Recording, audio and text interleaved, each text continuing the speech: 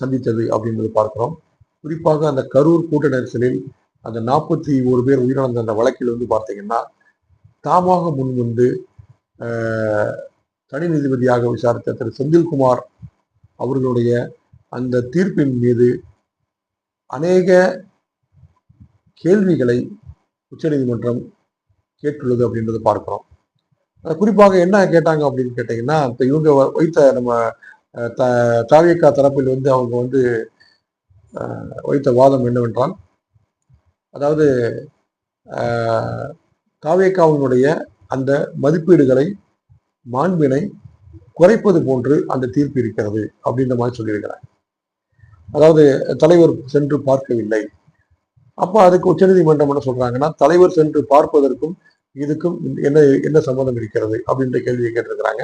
அதே மாதிரி அந்த ஒரு குறிப்பிட்ட இரவுக்குள்ளே அந்த ஒரு 30 பேருக்கும் மேலாக அந்த போஸ்ட்மார்ட்டம் வந்து எப்படி நீங்க செய்தீங்க அப்படின்ற கேள்வியை கேட்டிருக்கிறாங்க. அரசாங்கத்தை பத்தி கேட்டிருக்கிறாங்க. அதுக்கு வந்து அரசாங்க வக்கீல்கள் என்ன சொல்லியிருக்கிறாங்கன்னா, மாவட்ட ஆட்சியர்களுடைய உத்தரவின் பேரில் அந்த மாதிரி செய்யலாம்.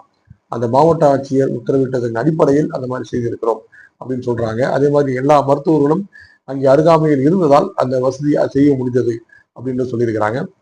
அதற்கு என்ன அவசியம், அந்த மாதிரி நீங்க என்ன செய்ய வேண்டிய அவசியம் அப்படின்றதெல்லாம் கேள்வியாக கேட்டிருக்கிறார்கள்.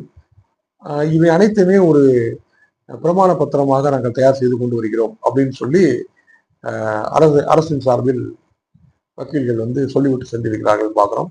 இன்றைக்கும் அதனுடைய நீட்சியாக வழக்கு நடைபெற்றது அப்படின்னு பார்க்கிறோம். தாவேகாவையும் நிறைய கேள்விகள் கொடுத்திருக்கிறார்கள் அப்படின்றத பார்க்கிறோம்.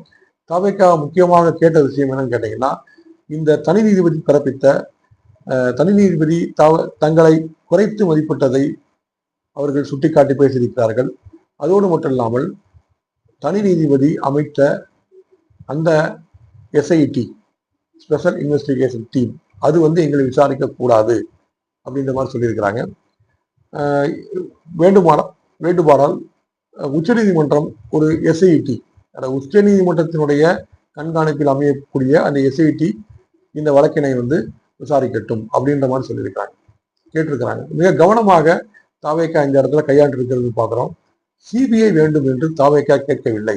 சிபிஐ வேண்டும் என்று பாஜகவை சேர்ந்த ஒரு கவுன்சிலர் தான் அங்க அப்ளை பண்ணியிருக்கிறாங்கன்னு பார்க்கிறோம். இந்த இடத்துல தாவேகா கேட்டது வந்து உச்சநீதிமன்றத்துல எங்களுக்கு நீங்க ஒரு எஸ்ஐடி உங்களுடைய மேற்பார்வையின் அடிப்படையில் நீங்கள் அமையுங்கள் அப்படின்னு சொல்லியிருக்காங்க. சென்னை அதாவது தனி நீதிபதி அமைத்த அந்த எஸ்ஐடி அதன் மீது எங்களுக்கு நம்பிக்கை இல்லை அப்படின்ற மாதிரி சொல்லியிருக்கிறாங்க.